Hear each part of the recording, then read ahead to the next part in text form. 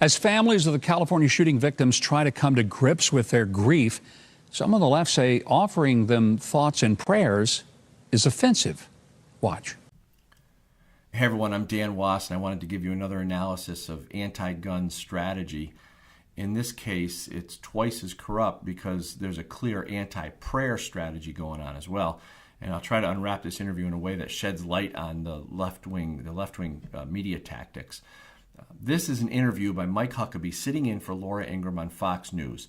And in this one, Mike interviews Tony Perkins, who's president of the Family Research Council, and anti-gun activist Igor Volsky, executive director of the group Guns Down. This attack on guns is, as usual, is always a violation of the rights of American citizens. But the interesting thing about this interview is that the attack on prayer by the left in this is probably the most stunning and revealing that I've ever seen. So watch this. When you offer thoughts and prayers, you mock those who lost loved ones, because if you gave it any thought at all, you would never walk away from any of these without figuring out a better way to deal with them. And prayer, you think leaving it to God is the answer? Have you ever seen so much anger towards something that really shouldn't matter to anyone? Why do you think Chris Cuomo shows such a hatred toward prayer? Here's some more. We pray for strength, we pray for wisdom, for resolve, but we clearly don't want to act on any of those here. So what are you praying for? What would it take? How about a stadium full of children of the most influential people in our society, all holding puppies? What if they were all shot and killed? Would we act? So why do you think Chris brought up puppies? Why would he mock prayer in such a way? You mean thoughts and prayers?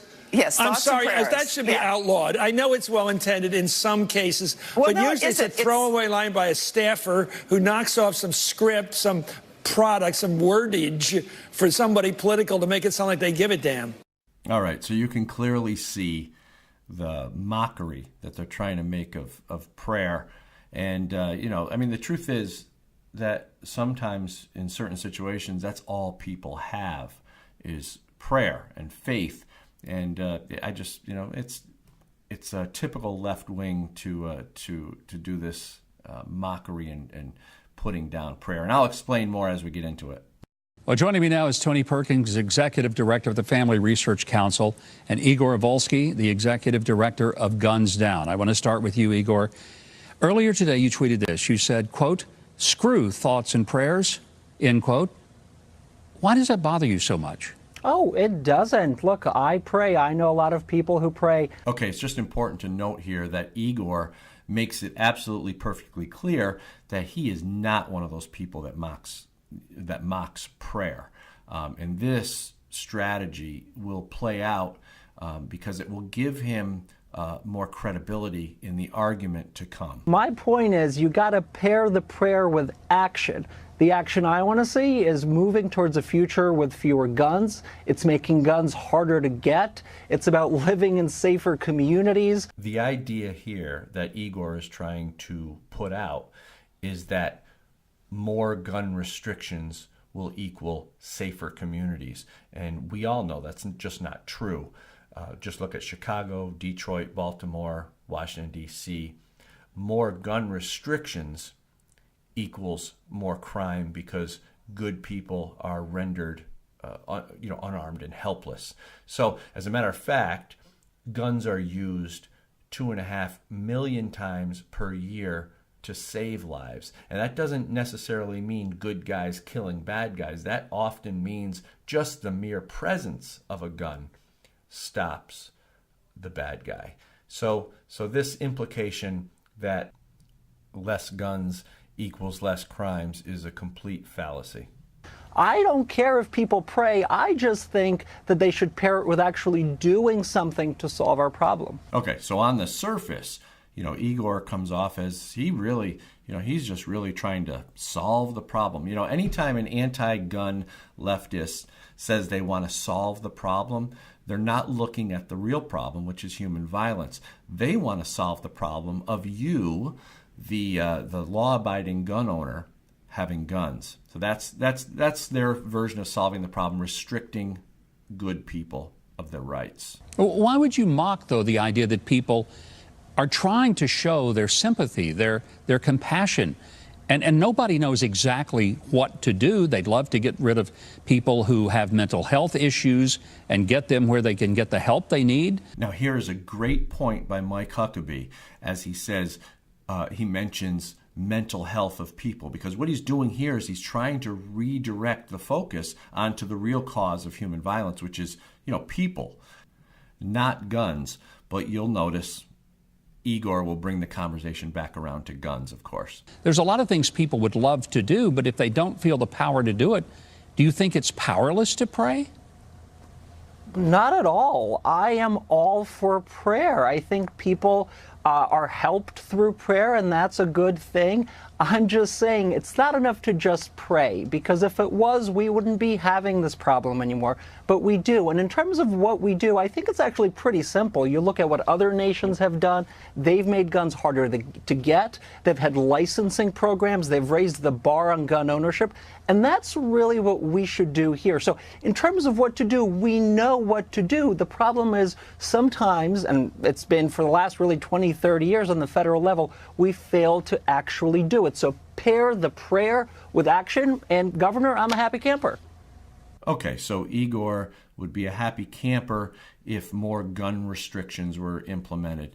And of course, as he stated again, he has no problem with prayer. When I hear Chris Cuomo giving me a theology lecture, when I hear Chris Matthews trying to tell me that these are meaningless words, I have a visceral reaction to that. I'd like to get yours. All right, now right here, I just want to make the point that the left want people to stop praying because they know how empowering it is.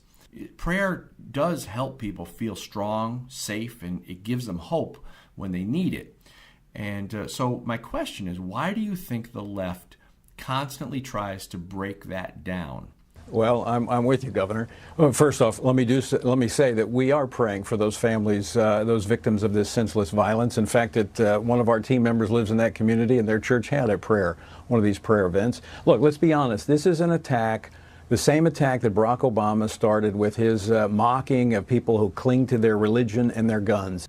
Okay, with that said, let me jump in and explain why the left wants to mock prayer so badly. Number one, because prayer empowers people and it gives them confidence to go on in troubled times.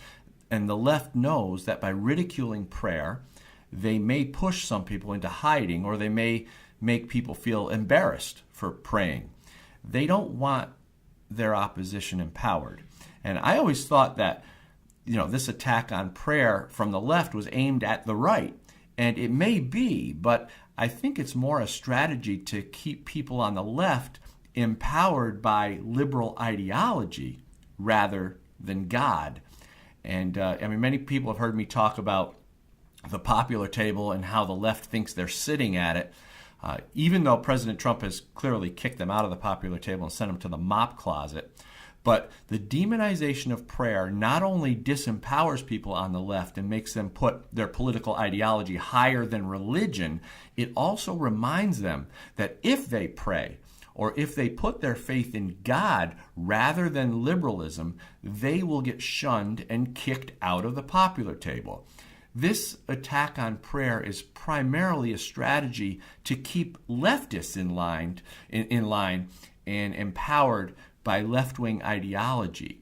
I believe the attack on prayer is a control strategy, because if you can disempower people, you can control them. This is more of the effort to try and quarantine religious expression within the four walls of our churches and our synagogues. But here's a news flash. We'll get more of this. When we remove God from the public square, and we remove virtue, violence and vice rush in. And I'm tired of being lectured by liberals about their liberal gun grab. Okay, as soon as Tony says he's tired of being lectured by liberals, you'll see Igor just break out in laughter. About their liberal gun grab. I mean, this strategy, this leftist strategy, is to try to make the obvious seem completely ridiculous. About their liberal gun grab. Because look, in Washington, D.C., where our office is, a gunman came in, inspired by the Southern Poverty Law Center, with 100 rounds of ammunition in a place that has some of the strongest gun laws in the country, to kill us. And he shot one of our people. Thank God. And we did thank God. We prayed to him that the shooter was incapable of carrying out what he wanted to do. Yes, people in this country do pray. And to say that laws will solve this, no. The transformation of hearts will solve this. Tony just made a great argument for prayer.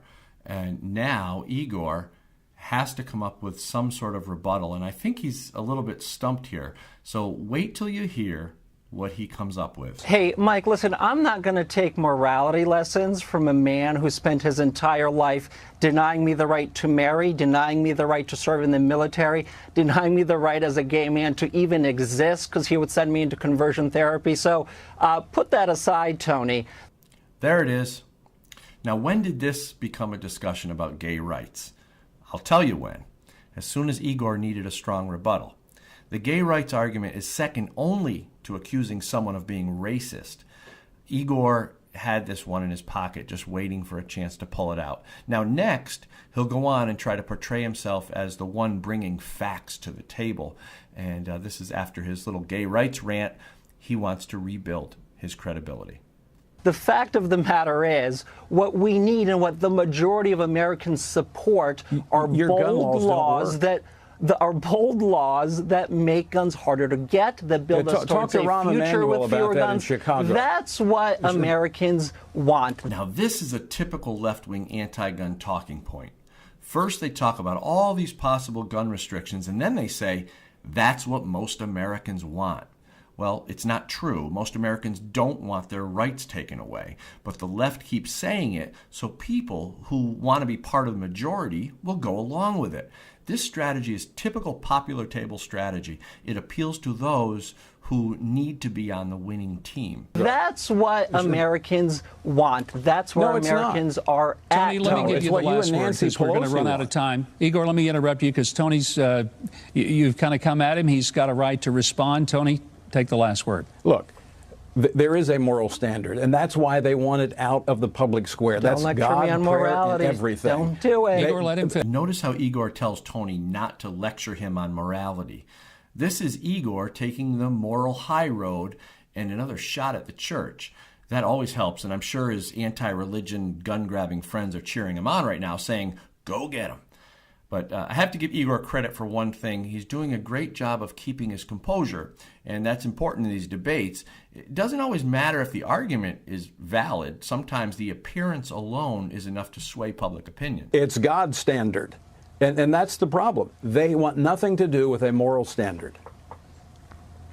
I want safer communities. I want kids to come home safe, and that's what every single let's parent let kids in know this that they're country created wants. in the image of God, and they have a God that loves them. Listen, that's fine, but what they also need is to live in communities that aren't overflowing with guns, where people don't have access to weapons of war. That's what we actually need, along with the prayer. Thank you both. Okay, here's another talking point that Igor had ready.